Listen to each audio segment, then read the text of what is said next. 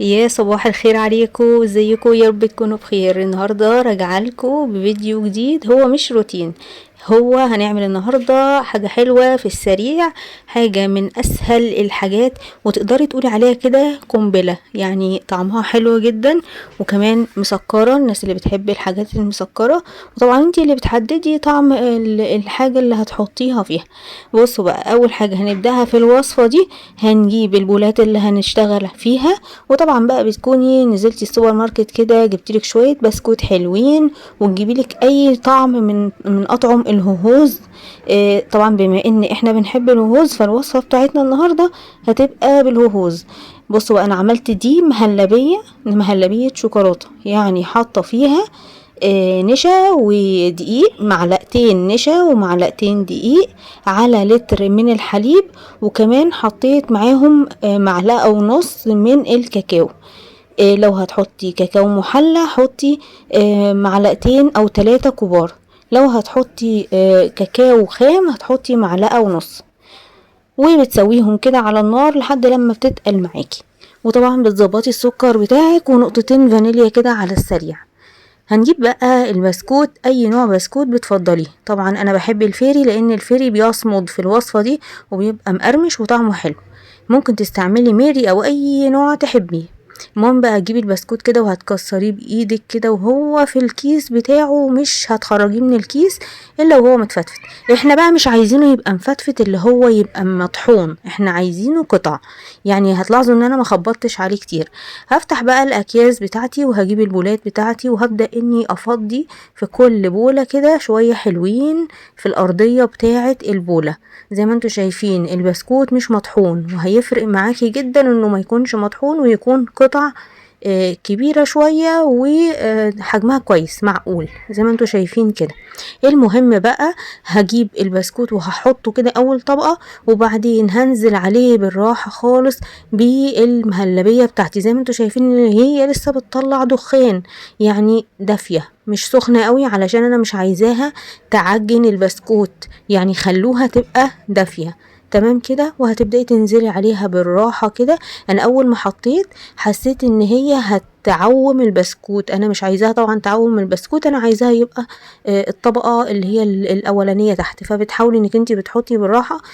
وانا علشان بصور بايدي، فلو انتي مش طبعا مش هتصوري زيي، فهتنزلي كده المهلبية بالراحة وتحطي على، يعني تحطي معلقة وتنزلي المهلبية كده عليها على المعلقة، بحيث ان هي تنزل بالراحة ما تبقاش مباشرة على البسكوت وتعومه معاكي. انتي بتحطي كده طبقة بسيطة، ما بتبقاش كبيرة، يعني ما بتبقاش سميكة قوي. بتحطي طبقة يعني بما يعادل البسكوت اللي حطيتيه. طبعا دوت بيتحكم فيكي حجم البولة اللي هتشتغلي فيها. طبعا البولات بتاعتي مش كبيرة قوي، فحطيت طبقات قليلة، طبقات بسيطة. وبعدين بقى هجيب كده، انا حطيت الطبقة الاولانية من الشوكولاتة، هنزل بقى عليها بطبقة تانية من البسكوت اللي متكسر تاني. يعني هتحطي طبقة تانية. طبعا عايزة اقولك البسكوت كل لما تكتري البسكوت كل لما بيبقى طعم الحلويات او النوع ده من الحلويات طعمها حلو جدا جدا، والبسكوت بتاعها خطير. حلوة الحلويات دي حلوة جدا وهي دافية، طعمها خطير خطير بجد. وهي ساقعة خطيرتين، يعني اتنين في بعض. بس لو انتي مستعجلة عليها وعايز تاكليها دافية هي حلوة، يعني في الحالتين جميلة. بس بتحطي طبقة كده حلوة ومحترمة كده ودلعي نفسك، لان انت عارفين الجوع بتاع بالليل ده بيبقى يعني عايز حاجات كده تدلع المزاج يعني. بس كده انا حطيت طبقة كمان وبعدين هنزل عليها برضو تاني. تلاحظوا ان المهلبية بتاعتي ابتدت تتقل كمان، لان هي كل لما بتقعد كل لما بتتقل. وكمان بتعمل طبقة كده وش كده على السطح بتاعها. الوش ده على فكرة يعني مش مشكلة، طعمه حلو جدا، يعني مش حاجة يعني هتضايقك. بس كده بتصبي بقى الصبة التانية دي بتاعة المهلبية. على فكرة الطريقة دي ممكن تعمليها بالمهلبية البيضة، يعني مش بس بالشوكولاتة، بس بما ان احنا بقى مدمنين شوكولاتة فحبيت اني اعملها بالشوكولاتة. طبعا الشوكولاتة دي طريقتها بتحطي يعني زي بتاعة التوبنج كده بتاعة اللي هي الكيكة. لو حد متابع القناة، التوبنج بتاع الكيكة بنفس الطريقة، وكمان بتحطي معاها مكعب من الشوكولاتة بتسيح مع المهلبية، مكعب شوكولاتة خام.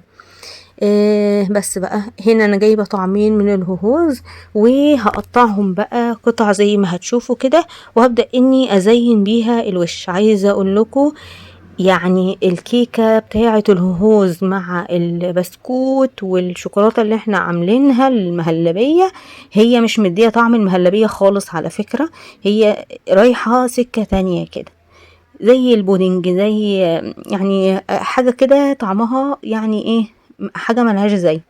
بس اعملوها ويجربوها، حلوة جدا. وكمان لو عندكم ضيوف، لو عندكم يعني مناسبة كده صغيرة كده، لو عيد ميلاد هتزودوا بحاجة زي كده بسيطة. يعني وصفات بسيطة لكنها حلوة وشكلا حلو وطعما حلو وخطيرة بجد. لايك بقى على السريع للفيديو، وجربوا الوصفة وهتعجبكم وهتدمنوها وهتتخنوا بسببها، لان هي فعلا قنبلة جامدة جدا. لايك وشير وسبسكرايب للقناة وتفعيل الجرس على الكل علشان تشوفيني كل لما انزل وصفة جديدة. والسلام عليكم وباي باي.